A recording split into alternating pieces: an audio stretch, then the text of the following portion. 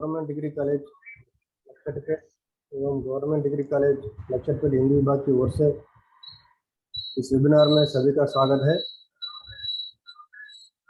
आज आकाश की ऊंचाइयों को छूने का सशक्त उदाहरण हिंदी क्षेत्र में वेबिनार की दुनिया में क्रांतिकारी परिवर्तक, छात्रों के लिए मार्गदर्शी, अनेक साहित्यिक एवं सामाजिक विषयों के ज्ञाता professor S Narayan Raju sir ji, dean school of social sciences, central university of Tamil Nadu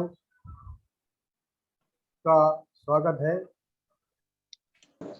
professor Narayan Raju sir ji दक्षिण भारत हिंदी प्रचार सभा में असिस्टेंट रजिस्ट्रार एवं विभागाध्यक्ष के रूप में, सोफिया यूनिवर्सिटी बल्गेरिया में विजिटिंग प्रोफेसर कार्यभार निर्वाह कर वर्तमान में हेड डिपार्टमेंट ऑफ हिंदी एवं dean school of social sciences में कार्यरत है। भाग्यवश आज यूडीसी लक्षद्वीप का वेबिनार द्वारा अपने समक्ष उनके दर्शन एवं व्याख्यान सुनने का अवसर प्राप्त हुआ। सर जी के सुपरविजन में 16 PhDs और 69 एमफिल्स अवार्ड हुए, 15 अंतर्राष्ट्रीय सेमिनार्स, 39 नेशनल सेमिनार्स में व्याख्यान एवं पेपर प्रेजेंटेशंस किए और 82 आर्टिकल्स को सर जी ने प्रस्तुत किए और यूट्यूब चैनल द्वारा विभिन्न साहित्यिक विषयों पर प्रतिदिन व्याख्यान प्रस्तुत करते हैं। मैं प्रोफेसर नारायण राजू सर से अनुरोध करता हूं कि आज का विषय पर अपने विचार व्याख्यान द्वारा प्रस्तुत करें। बहुत बहुत धन्यवाद डॉक्टर राजकुमार जी। सबसे पहले शासकीय महाविद्यालय मंचिरियाला गवर्नमेंट डिग्री कॉलेज के जो प्राचार्य जी और वहाँ के हिंदी प्राध्यापक डॉक्टर राजकुमार जी और इस पटल पर उपस्थित सारे विद्वज्जन और सभी विद्यार्थी, खासकर सारे हिंदी प्रेमी, सबको मैं नमस्कार करता हूं। सबसे पहले भगवान को नमन करके मैं आगे बढ़ना चाहता हूं। ओम श्री वेंकटेशाय नमः। हम सब जानते हैं जब भी हिंदी की बात करते हैं, जैसे राजकुमार जी से बातें हुई, कहा कि सर ऐसे हैं बिल्कुल अंडर ग्रेजुएशन मतलब डिग्री के जो सेकंड लैंग्वेज हिंदी के विद्यार्थी।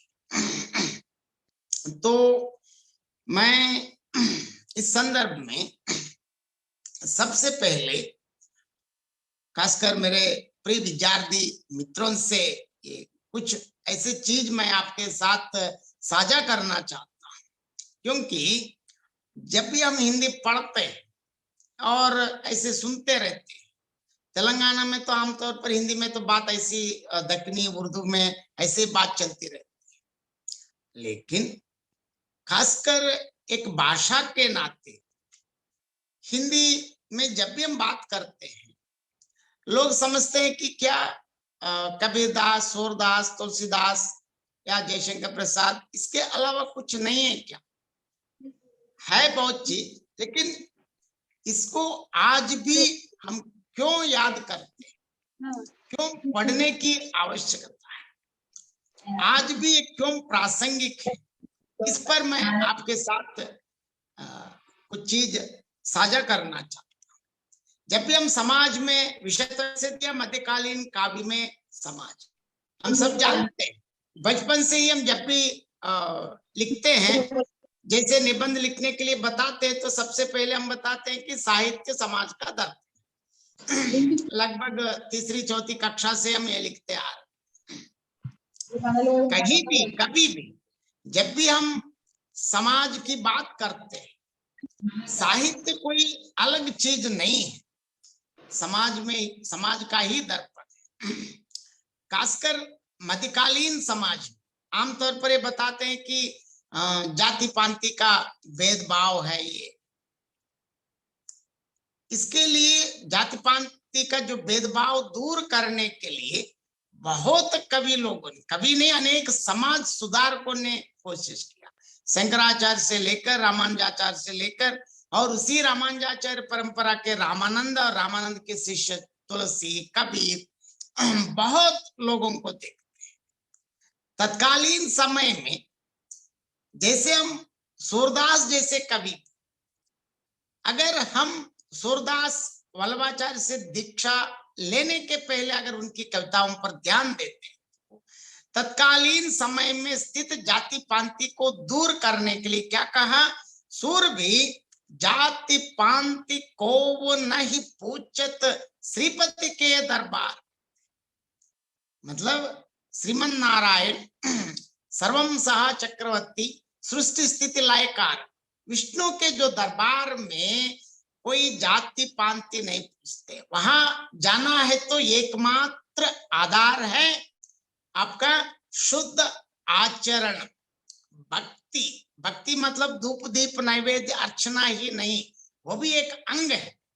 वास्तविक भक्ति ये होती है हम अपने शुद्ध आचरण से, आचरण के द्वारा ही हम भगवान को प्राप्त कर सकते हैं।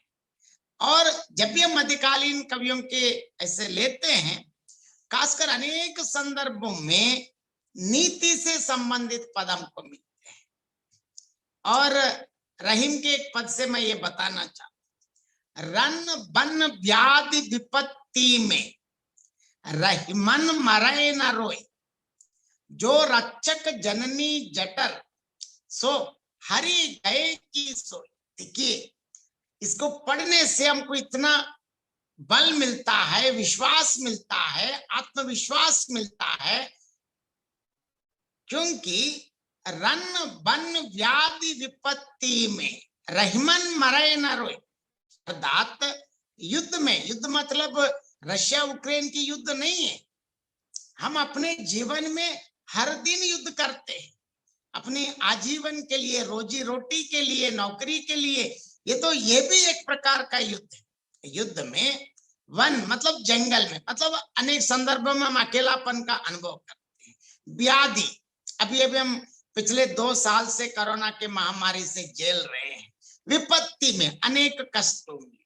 रहीम ये कहते हैं कि परेशान होने की कोई जरूरत नहीं। क्यों? दूसरे वाक्य कितना बढ़िया बताते हैं, देखिए, जो रक्षक जननी जटर सो हरि गए की सोई। देखिए, हमको 9 महीने माता के गर्भ में, माता के पेट में किसने हमको रक्षा की है? माँ के रूप में भगवान ही हमको रक्षा की है। तो अब क्यों नहीं रक्षा करते? अभी तो हम बड़े हो गए हैं, लेकिन जब पेट में ही 9 महीने जिस भगवान ने हमको रक्षा किया है, तो अब क्यों नहीं करें? इसका मतलब यहाँ आत्मविश्वास की बात है। यही बात आजकल काउंसलिंग के नाम पर आपसे बहुत 10,000 20,000 पैसे लेके बताते हैं, you built A self confidence. वो शब्द बहुत अच्छा रहता है, अंग्रेजी में बोले तो हमको बहुत ऐसा लगता है, करे यार बहुत बढ़िया है, लेकिन उनके पास जाके 20,000 फीस देने की जरूरत नहीं है, पद काफी है। रन बन व्याधि विपत्ति में रहीमन मरे न रोए, जो रक्षक जननी जटर सो हरि गए की सोई। क्योंकि इस प्रकार मध्यकालीन कविता में देखते हैं तो हमको इतनी चीज मिलते हैं। और ऐसे ही जो मेहनत करने वालों के लिए क्या होता है, कबीर बढ़िया बताते हैं, जिनको जा तिन पाइया गहरे पानी पैट, मैं बपुरा बूढ़न डरा रहा किनारा बहे। देखिए, जिनको जा तिन पाइया गहरे पाए, अगर जो यहाँ शब्दार्थ ये होता है कि अगर आप समुद्र के अंदर जाके, मतलब कूद के ढूंढने से आपको रत्न मिल सकता है, कुछ भी मिल सकता है, लेकिन जो व्यक्ति, अगर मैं डूबता हूं, डूबने के बाद मिलता है या नहीं, ना मिले तो क्या करूं, इस प्रकार सोच के जो किनारे पे बैठता है वो हमेशा हमेशा के लिए किनारे पे बैठा रहता है। इसका शाब्दिक अर्थ ये है। वास्तविक अर्थ ये है कि हम परिणाम के लिए सोचना नहीं, फल के लिए सोचना नहीं, सबसे पहले हम मेहनत करना है, परिश्रम करना है, काम करना है, निरंतर अध्ययन करना है, स्वाध्यायन करना है। जो निरंतर परिश्रम करता है उनको क्या नहीं, रत्न सब कुछ मिलता है। रत्न मतलब रत्न की बात नहीं, आपको खूब तरक्की अपने आप मिल जाती। लेकिन काम करूं, वो काम करूं, ये काम करूं, उस काम करे तो क्या होता है, कुछ मिलता है क्या, वो पैकेज ठीक है या नहीं, इस प्रकार सोचते सोचते रहने वाला सोचते सोचते ही अपने घर पे ही रह जाता है। इस प्रकार मध्यकालीन कवियों ने जितना हमारे समाज के बारे में जो बता दिए हैं, और इसी बात हम यहाँ ये बताते हैं, हमेशा आप अपने सेल्फ कॉन्फिडेंस के साथ, इसके लिए यहाँ रहीम का और एक पद मैं बता, क्योंकि समाज में किस प्रकार लोग रहते हैं, उनके साथ कैसे व्यवहार करें। रहीमन लाख बलि करो, अगुनी अगुन न जाए, राग सुनत पै पिवत हूं, सांप सहज धरिकाय। अर्थात जो समाज में हम देखते रहते हैं, दुष्ट लोग रहता है, वो हमेशा दुष्ट प्रकार के ही काम करते हैं। सो उन लोगों से हमें दूर रहना चाहिए। क्यों? राग सुनत पाए पिबत हूं, सांप सहज धरिकाय। जितने भी राग सुनाइए, जितना भी दूध पिलाओ, शायद दूसरों को डसाने के लिए हम सांप को पाल पोसने तैयार करने के बावजूद भी वो किसको डसता है, हम सब जानते हैं, जो सबसे पहले पालने वालों को ही डसता है। इस प्रकार इससे ये पता चलता है कि दुष्ट लोगों का स्वभाव पता चलता है। इस प्रकार यहाँ मैं मध्यकालीन कवियों की और एक विशेषता में ये बताना चाहता हूँ, इन लोगों ने इस समाज में स्थित हर चीज की, चाहे दुष्टता हो, अच्छाई हो, इस प्रकार हर चीज के बारे में बताते हुए समाज को बहुत सचेत किया है। और मध्यकालीन, उत्तर मध्यकाल के जो हम सबसे बिहारी जानते हैं, जो इतने संत, ये तो श्रृंगार मानते हैं, लेकिन कनक कनक तय सौगुनी मादकता कोई कायो बौराय ही पाए। इससे ये देखिए, कनक कनक दोनों कनक है, एक तो सोना एक धतूरा है। अगर धतूरा पौधा तोड़ के खा के चबा के अंदर जाने के बाद हम पागल बन जाते हैं, दूसरा जो सोना है पाते ही हम पागल बन जाते हैं। हम इस सोने के लिए कितने लोग अपने पदों को भी जो त्याग करना पड़ा, लोग हम देखते रहते हैं, क्योंकि यहाँ सोना मतलब सोना ही नहीं, भौतिक साधन संपत्ति सुखों के चक्कर में पड़कर लोग किस प्रकार पागल हो जाते हैं बताते हैं। और यहाँ मध्यकालीन कवि लोगों की विशेषता यह है कि तत्कालीन समाज में हम किस प्रकार ना रहे, किस प्रकार क्या करना है और बताते हैं। और इसके साथ साथ यह मैं रामचरितमानस से एक दो विषय बता के आगे मैं समाप्त करना चाहता हूं।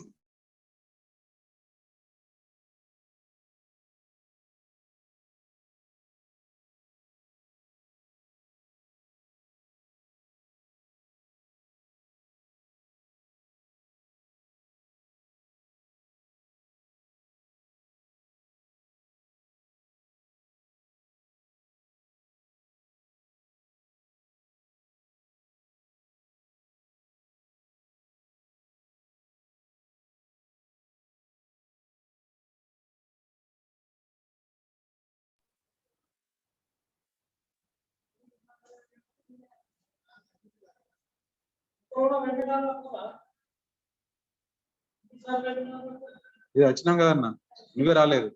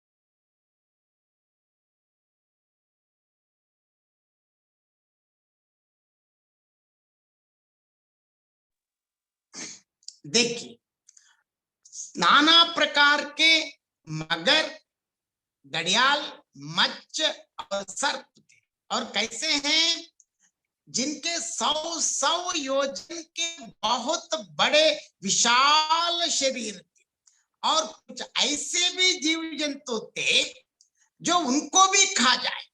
किसी किसी के डर से तो वे विशाल काय जीव जंतु भी डर रहे। देखिए, अगर समुद्र में इस प्रकार की जीव जंतु हैं,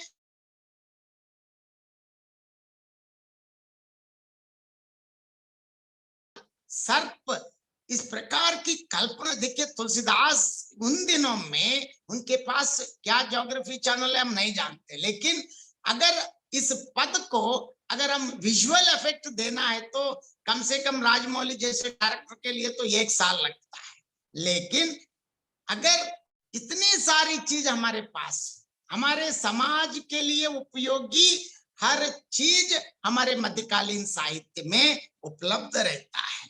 और देखिए आगे ये भी कहते हैं, प्रभु ही बिलोक ही टर ही न टारे, मन हर्षित सब भय सुकार, तिन्ह की ओंत न देख वो बारी, मगन भय हरि रूप निहार। देखिए, अब प्रभु के सामने सब अपने आपसी वैर भूल के सब प्रभु के दर्शन बिल्कुल कर रहे हैं। यहाँ इस प्रकार आप मध्यकालीन कविता को अगर ध्यान से देखते हैं, मध्यकालीन काव्य को पढ़ते हैं, तो हमारे लिए आवश्यक, आज हमारे लिए जो जो चीज चाहिए, चाहे कोई भी विषय, चाहे कोई साइकोलॉजी पढ़ना चाहते हैं उसका भी विषय यहाँ मिलता है।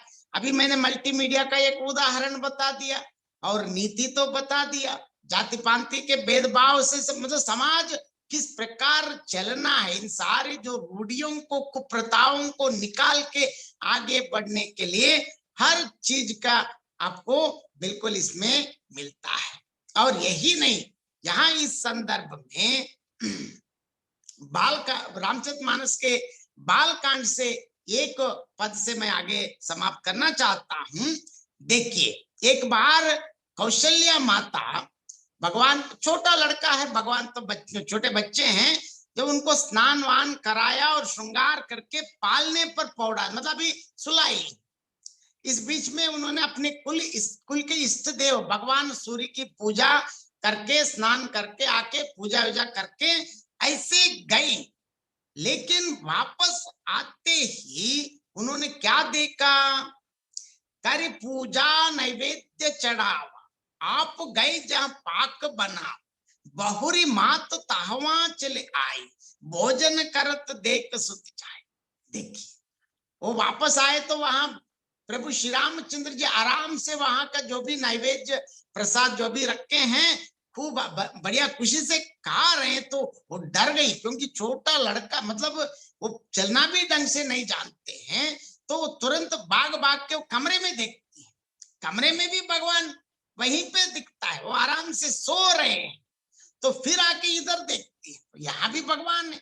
वो इतनी घबराती हैं, लेकिन इस घबराती हुई प्रभु माता कौशल्या को देखकर प्रभु उनको मुस्कुराते हुए हंसते हुए उनके सारे भय को दूर करते हैं। वहां प्रभु श्री रामचंद्र जी आमतौर पर कृष्ण अवतार में ही नहीं, रामावतार में भी कौशल्या को भी संपूर्ण विश्वरूप का दर्शन मिलता है। और वहां भगवान विष्णु में क्या क्या चीजें, असंख्य सूर्य, चंद्रमा, शिव, चतुर्मुख ब्रह्मा, बहुत से पर्वत, नदियां, समुद्र, पृथ्वी, वन, काल, कर्म, गुण, ज्ञान और स्वभाव देख, अगर इससे ये पता चलता है कि अगर ये पढ़ने से लगभग सारे सब्जेक्ट आपके कवर हो जाते हैं। और अंत में वहां कौशल्या से पूछते हैं, प्रभु आपको क्या चाहिए? तो देखिए यहाँ कौशल्या हमको ये सिखाते हैं कि भगवान से क्या मांगना है। बार बार कौशल्या विनय करई कर जोरे, अब जन कबहु व्यापै प्रभु मोहि माया तोरे। कौशल्या जी हाथ जोड़कर बार बार विनय करते कि हे प्रभु, मुझे आपकी माया अब कभी भी ना व्यापे। क्योंकि प्रभु से ये मांगना है कि कारवार की नहीं, क्या मांगना है? आपकी माया मुझ पर ना व्यापे। ये कौशल्या आदर्श है। इस प्रकार लगातार जब भी हम मध्यकालीन काव्य में जो समाज से, समाज ही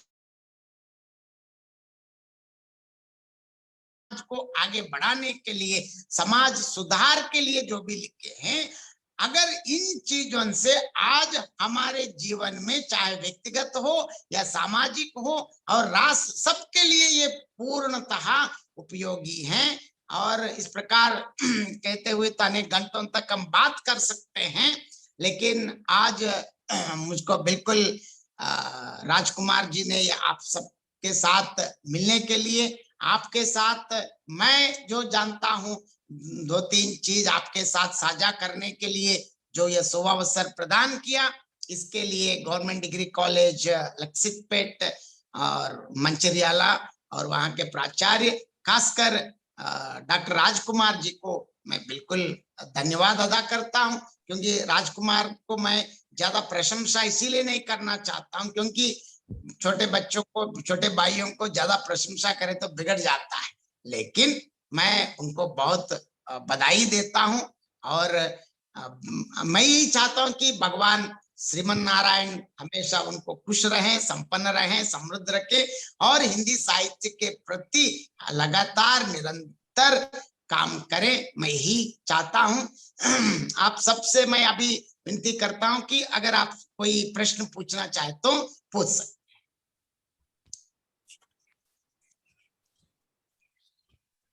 राजकुमार जी लगभग 30 मिनट ही लिया। ठीक है सर, थैंक यू सर। मैं अभी हमारे महाविद्यालय के प्राचार्य महोदय डॉक्टर जय किशन ओझा साहब जी से अनुरोध करता हूं कि इस संदर्भ में वो अपना मत को व्यक्त करें।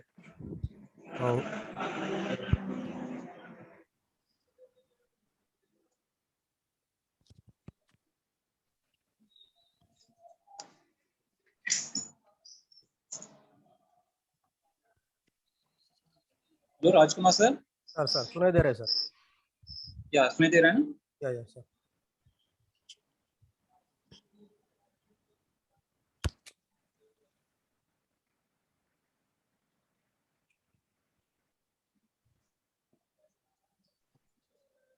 या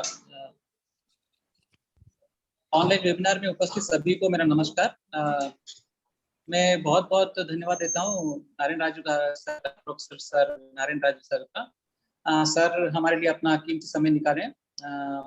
सर मैं अपने हृदय से आपका आभारी हूँ, क्योंकि आपको पता है मतलब लक्षितपेट कॉलेज मतलब बहुत दूर एक गांव में मतलब कॉलेज है, तो यहाँ हमको मतलब आप जैसे कोई मतलब हाई लेवल के मतलब प्रोफेसर मिलना बहुत मुश्किल है।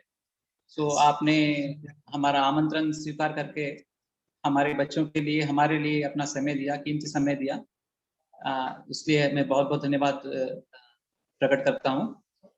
क्योंकि एक मतलब इतने केंद्रीय विद्यालय से मतलब इस वजह से हमको मतलब इतने अच्छे प्राचार्य जिनके पास मैं सर का मतलब बायोडाटा सुन रहा था, मतलब इतने लोगों ने मतलब आपको पीएचडी अवार्ड किए आपने, और मतलब इतने रिसर्च पेपर से आप मतलब इतने मतलब हाई प्रोफाइल प्रोफेसर हमसे जुड़ने के लिए मैं राजकुमार सर का भी आभार प्रकट करता हूँ और सर का बहुत बहुत धन्यवाद करता हूँ, और आशा करता हूँ कि भविष्य में भी ऐसे वेबिनार हम आयोजित करेंगे और आप अपना समय हमारे लिए देंगे।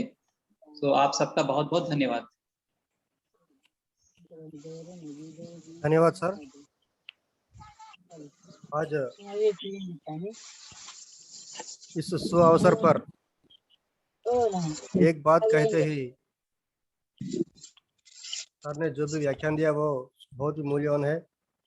मध्यकालीन कवि कबीरदास और रहीम बिहारी जैसे अनेक कवियों ने जो अपने समाज में स्थित विभिन्न विषयों को अपने साहित्य के माध्यम से चित्रित किया है, वह सदैव के लिए अपने जीवन में अनुसरण करने योग्य है। और जो जिन कवियों ने नीति, भक्ति और जातिपात का भेदभाव और समाज में व्याप्त अंधविश्वास और समाज में स्थित पारिवारिक समस्याएं, पारिवारिक जीवन और किसान की स्थिति जैसे कई विषयों पर उन्होंने अपनी रचनाएं की। तो इस अवसर पर अपना मूल्यवान समय हमारे छात्रों के लिए महाविद्यालय के देने के लिए मैं प्रोफेसर नारायण राजू सर जी से धन्यवाद अर्पण करता हूं। सर के लिए हम आभारी है सदैव के लिए। और एक बात कहते ही इस अवसर को हमें प्रदान करने के लिए हमारे प्राचार्य महोदय जी को और हमारे टेक्निकल असिस्टेंट और कंप्यूटर लेक्चरर महेश सर जी को और हमारे महाविद्यालय के सभी अध्यापकगण और छात्रों को मैं धन्यवाद हिंदी विभाग की ओर से और गवर्नमेंट डिग्री कॉलेज लक्षद्वीप की ओर से धन्यवाद अर्पित करते हुए इस वेबिनार का यही समाप्त होने की घोषणा करता हूँ। धन्यवाद सभी को। धन्यवाद प्रोफेसर नारायण राजू सर जी और principal sir ji, thank you. और हमारे मेरे कॉलेज के सहयोग देने वाले स्टाफ को भी धन्यवाद अर्पित करता हूँ। धन्यवाद सर। बाय।